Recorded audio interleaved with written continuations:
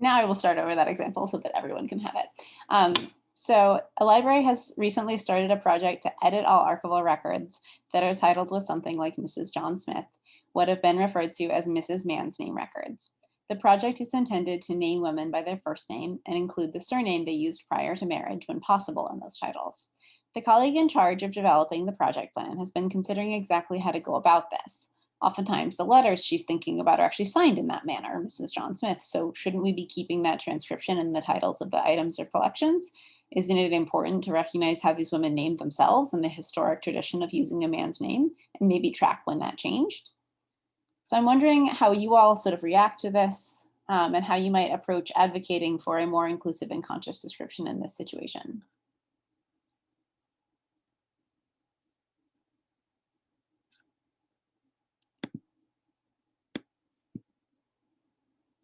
What do you all think of the idea of considering leaving the names as Mrs. John Smith because that's how someone might have signed a letter in the past? Does that seem problematic or does it seem kind of fine? As controversial as it may sound, if as archivists and we're supposed to be retaining the originality or the integrity of the collection or of the item, we would keep the name, but somewhere in the description perhaps alleviate the sort of negative connotation that it carries to especially present and future generations. Now, I can see my parents not having a problem with this, or my grandparents, because that was the way things happened in the old days. But definitely, yes, sort of like like softening it a bit somewhere in the description with some appropriate description. Yes, I think the way we've handled some of that has been, I mean, it kind of depends on where that name, that title appears, within the record, but where we might keep some of that in some places, like maybe if there might be a place where we keep it, but we also have like a subject heading, or there will be other places where we actually give the name. So I think there are ways of maybe, it depends on where you might put that in a different place, but you might be able to have both in different places so that like people will be able to access that or know who they're talking about in different, so at least you have different access points to that information potentially. I think we've done some of that kind of work in the past. Yeah, I think it's a valid concern, especially because I do think there are, especially some institutions really value kind of a transcription-based description. And I think it's also interesting because there are some women whose authorized names in like the LCNAF are actually a Mrs. Man's name. Particularly that happens with stage names for actresses in the 19th century. What do you think about when you have a situation like that? How do you handle, do you always use that authorized name in that case? Or would you somehow in a note or something surface the woman's personal name?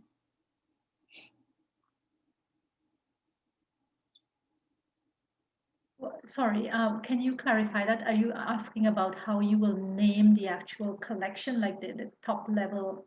Okay. Sure, or an item. Often, you end up with a series or with items that are named with a different person than the creator of the entire collection. But say that you have a creator who is a woman whose stage name was Mrs. John Smith.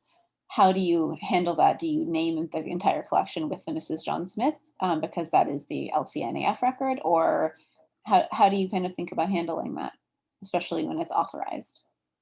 There's so many paradigms to this. First of all, it depends on what's in the agreement between the archives and the donor. Also, if it's not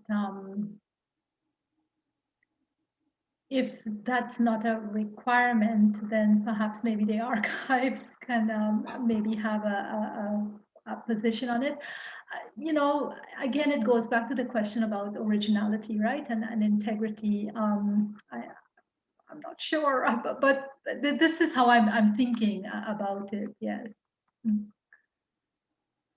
I think also it's interesting to think about not just, I guess, sort of like you were saying, the idea about transcription versus description, because the originality of the documents themselves is important, obviously, yeah, not going in and erasing the names on the letters.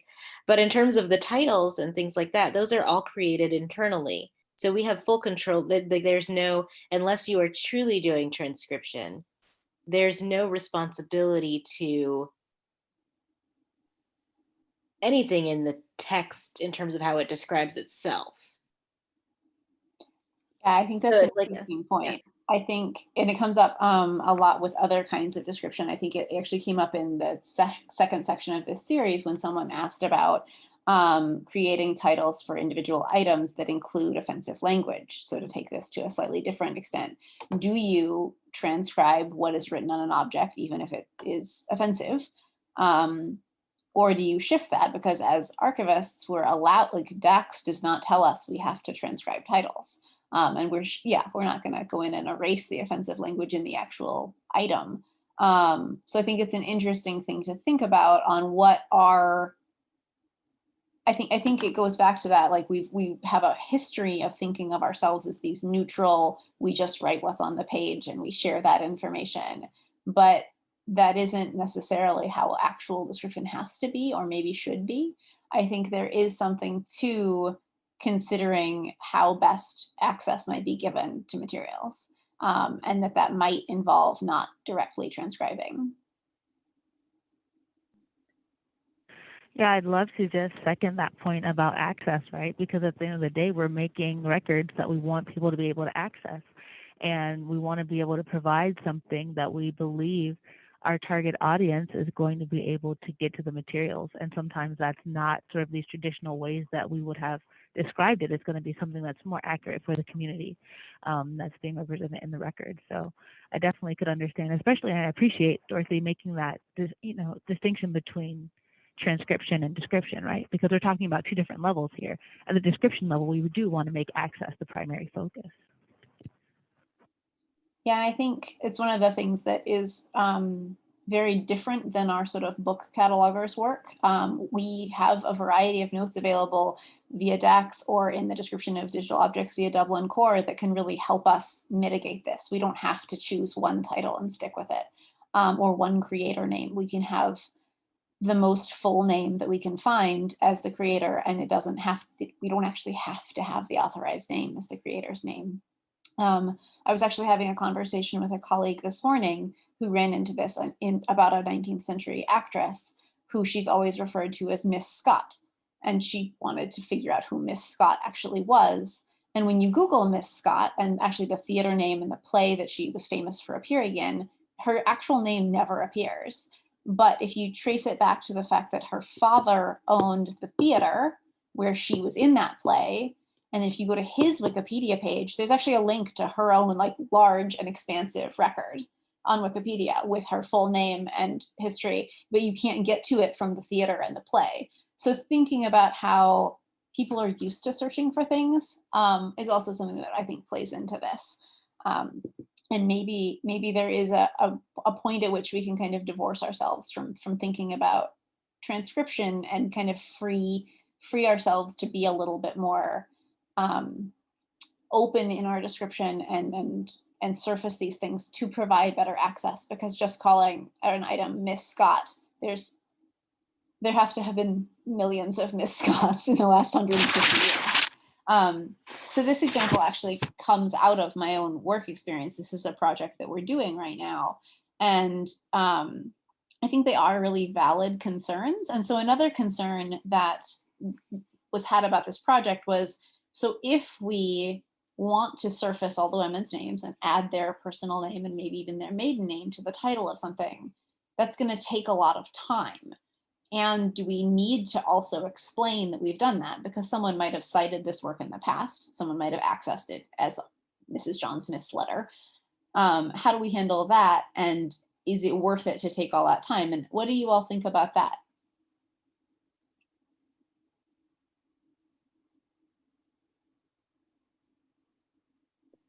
I think collection level notes can be good for stuff like that. Like if you're, especially if you're making really, not, global changes, but changes across a wide swath of materials.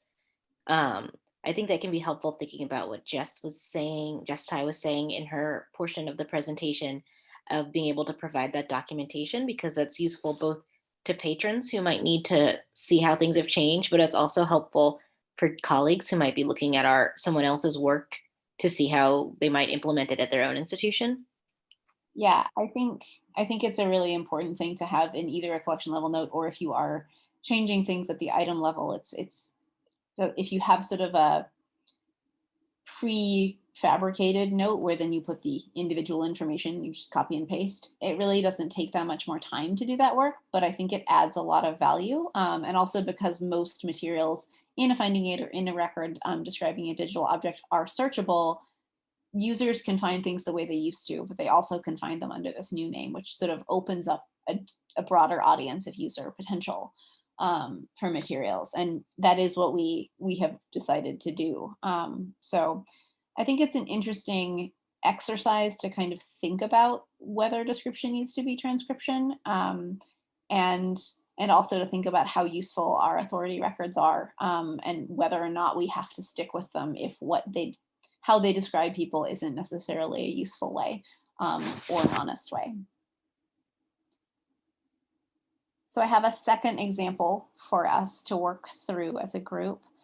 And Archives has recently created a new process for updating archival description based on corrections from users. The process is newly implemented, and a user wrote into the LibAnswer system raising a flag about some problematic description. However, a colleague just went in and fixed it without actually following the newly implemented process. So how do you kind of think about getting people on board and communicating about a new process of this kind? And how do you kind of handle a situation like that once it's already happening?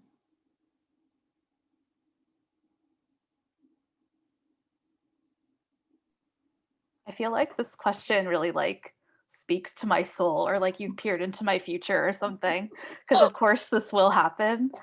Yeah. I think just based on my own experiences, not relying on one method of communication to talk about the new procedure, like just sending out an email with the new procedure attached probably isn't going to be super effective. So maybe bringing it up at a staff meeting, or having a special training session, or just any other ways that you can try to just keep bringing it up, keeping it at the front of people's minds while they get used to it. And just, I think probably just, being kind and gentle if you have to remind somebody about the new procedure. Yeah, I think this is an example where the sort of advocacy for a project of this kind and the kind of processes that get implemented during one is both towards leadership, but it's also to your peers. The first example was very kind of a peer-centered example, but I think this kind of goes both ways, where this is the kind of thing where if you're going to implement a process of this kind, it needs to be very clear that leadership is in support of it, and they need to help you sort of get the word out, whether, yes, if that's at staff meetings or a special training. And then there is the sort of peer-to-peer advocacy on why it's important that you follow this process, as opposed to just going in and fixing a finding aid or other description, because you saw an issue and you knew about it. This person called you on it, and you just want to go fix it as soon as possible.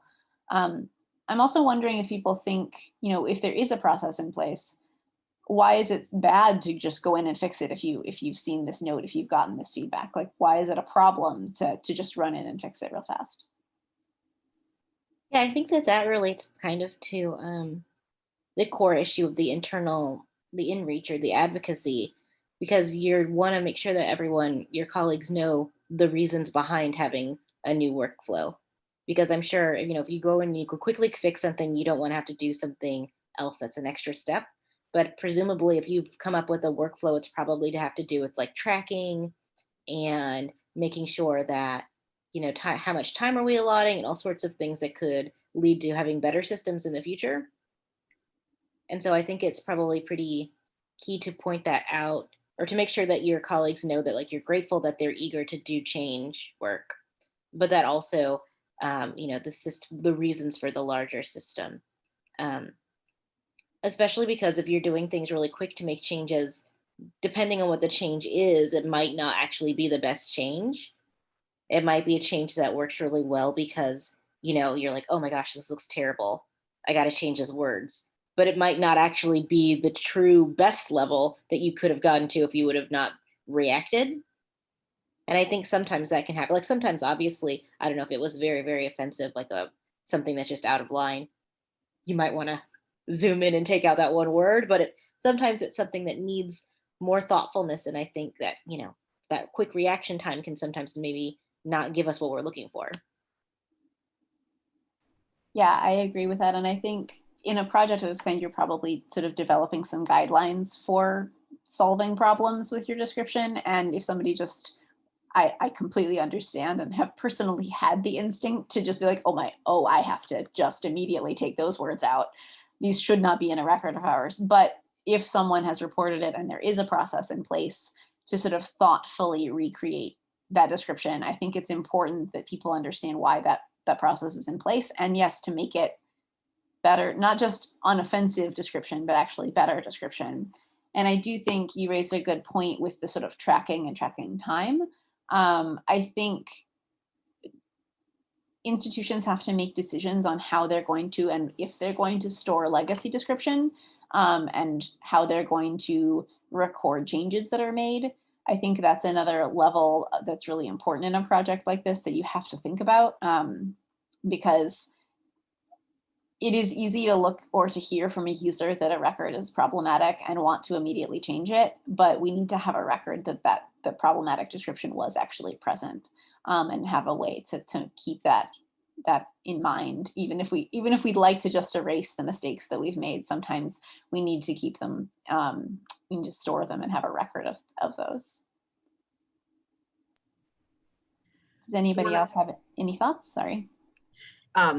So one of the things I've been thinking about, I work at the University of Kentucky in the Special Collections Research Center, and we're sort of just getting started on sort of different kinds of projects to look at our legacy description and also on our description going forward. And so these kinds of questions are really good to think about for us right now. And one of, you know, like, how do we bring everybody sort of on board with us? And it seems to me that part of this is also sort of letting everyone who's not directly participating in the process sort of in on the fact that it's happening and what we're doing, like, and all of our questions and all of our challenges, and, you know, so that as we go forward, even if everybody's not participating directly, everybody sort of knows that we're doing it. And that's this really good thing to keep in mind. So this example is a great one for me. So thank you. Good. Great. I do think, I think it's interesting because I think some places have, you know, only a couple of people are working on this kind of work directly, but you do have to have some way to communicate it to everyone what's happening, and also to communicate to the public that it's happening. I think when we think about sort of advocacy and communication about a project of this kind, we think about like how to convince our bosses that we should do it. But I think there is sort of both a like at the same level describing to your peers and colleagues what it is you're doing and why you're doing it, and also making it clear to the public what you're doing. It's easy to kind of forget those steps, I think, because you want to dive in and just get it going. So I have one last example. So you come upon a collection where the description of migrant workers seems flippant and subject headings are outdated. And then there's the title, which includes the term illegal immigrants. The collection was processed only a few years ago, and you actually still work with the colleague. When you approached him, the colleague argues that this is the Library of Congress subject heading and that thus the title is appropriate. What is your reaction to that? And how do you kind of, maybe I'll give away my reaction to it by saying, how do you convince your colleague and get the support of your manager to change description of this kind?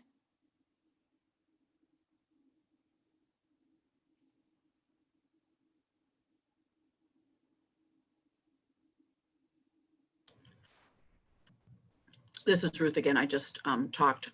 I mean, one of the advantages of the illegal immigrants term specifically is that there's a great movie documentary about the term and the challenge with getting Library of Congress to change it. And so it's, I think, really great when you can sort of point to other sources to sort of say, well, things have changed and we need to change with them. So that would be one of the first things I would sort of start with, at least. Yeah, I think that makes a lot of sense.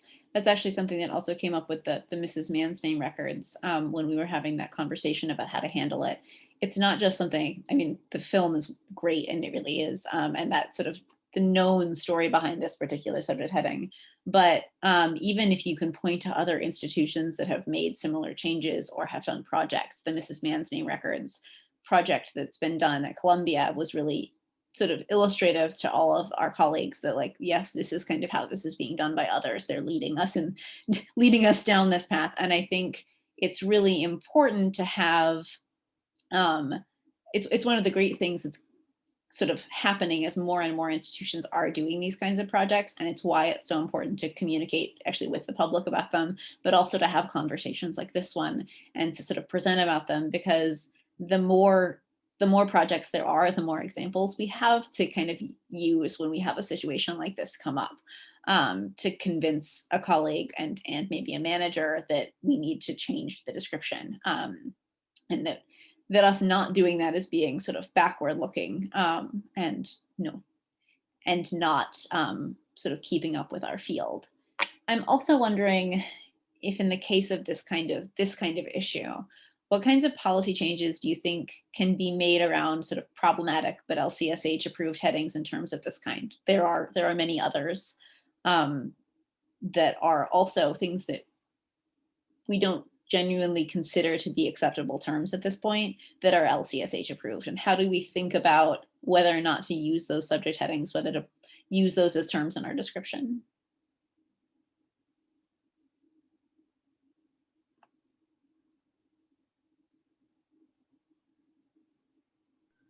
Has anybody worked at a repository that's kind of opened up to using other thesauri or other name authority files, things like that? Or is everyone kind of still leaning a bit on the Library of Congress side on this? Well, I'll just talk again. This is Ruth again. So here at UK, we had a whole sort of group meeting where we watched the documentary, and as part of that, some of the catalogers have sort of worked to get a local term for our catalog, specifically to replace illegal immigrants with another phrase.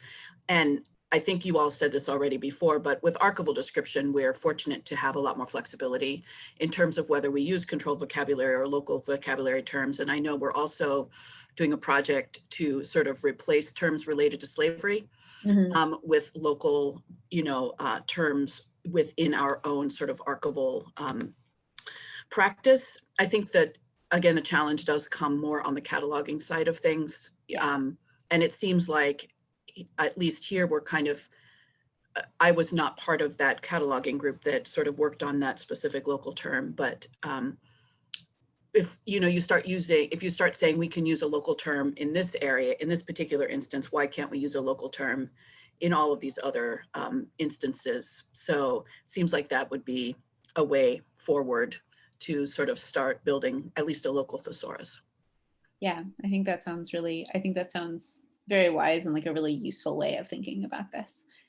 Do others have thoughts about this? Have others had sort of similar groups of people advocating for making these kinds of changes at the places where you are? I was going to say, I don't know if this applies to anyone else's situation. I think with our library, we've really been working, we're kind of building the library up and trying to make it more professional.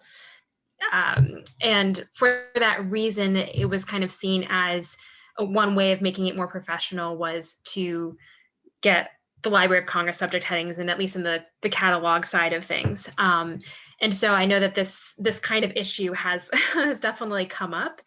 And it's something we're still kind of wrestling with, but at the same time, for maybe others who are like us and we're kind of have more in a sense of flexibility because we are still like starting to work on things. I think it's actually also an opportunity perhaps to kind of jump right in to making these kinds of changes because we don't have everything already in place and codified.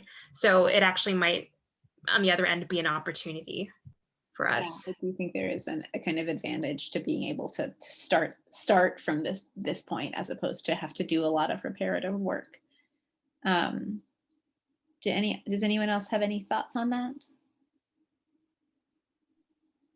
I wonder if it, and Ruth made some very good points earlier, and I wonder if it won't be helpful as well that while we're considering local practices that, at the institutional level, that we can point to something like an overarching set of principles, such as coming out from ALA or SAA or one of the more the bigger organizations, and as a supporting mechanism for our patrons and for our colleagues to say, go beyond the discussion of, this is what's trending now, or this is how others are doing this or that or the other, but point to these definitive principles to say this is the way forward, and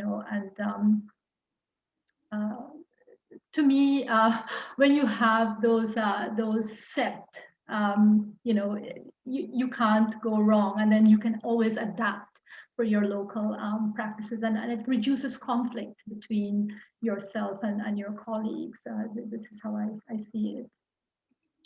Yeah, that would be kind of the ultimate project as example if we had something like that from the sort of top-down organizations that govern our work a bit. I think that's an interesting idea.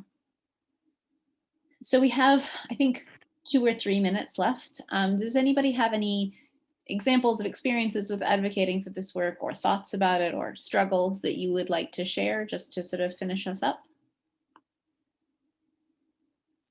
Well, I was going to sort of pick up BB, perhaps. I'm sorry if I'm mispronouncing your name, but that piece about appealing to authority, which I really like, that I think that's going to be necessary for this sort of work. I think it's something that Dorothy talked about in her initial presentation, and that it really is kind of our responsibility in doing our jobs well to do this work. But I also think that there's an opportunity for us to sort of take on that authority our own selves. So one of the examples was, I think, Temple, who put out this statement about the type of work that they're doing and making a decision. And I think that sort of falls in line with what's coming up in that second example of us really being clear and open about why we're doing these practices, what our goal is, and making it something that's iterative. So we're actually responding, and then we're having like a very clear process for that response. So it allows it to be also an opportunity for education, right? So it's not just us doing the work internally, but it's also other people thinking consciously about these questions as they're coming up. So I think that there's an authority piece at a high level, right? And that's usually what we're doing when we're getting Library of Congress, but there's also us taking the responsibility as repositories, right, to do that work and see the role that we have, and then use that as an opportunity for us to actually make change. So I think that's really great because it ties all of those pieces that we've been talking about together in one moment. Yeah, I think it's important to know that it's something we all can do individually, and obviously it is something we are all working on individually, but that yes, that there are many levels of institutional, not buy-in, that isn't exactly what I want to say, but institutional support and involvement for this kind of work that I think are really important to have it be a kind of more total change, not a piece by piece, person by person, institution by institution change. But until we have that, I think the work that everyone's doing to get institutional changes to happen is really, really important. And I think the swing towards doing this work has happened faster than I feel like it was a kind of slow change. And then in the past few months, things have actually started to happen a little faster. And I think that's really welcome. But I think it's going to have to be something that doesn't get lost as we come to the end of the pandemic, as we come to having people back in offices more again. This kind of work needs to be something that remains the focus for us going forward. So I want to thank you all for coming into this breakout room. And if you ever want to chat about this or anything, feel free to reach out to me directly. I would love to talk with you more about this. And thank you.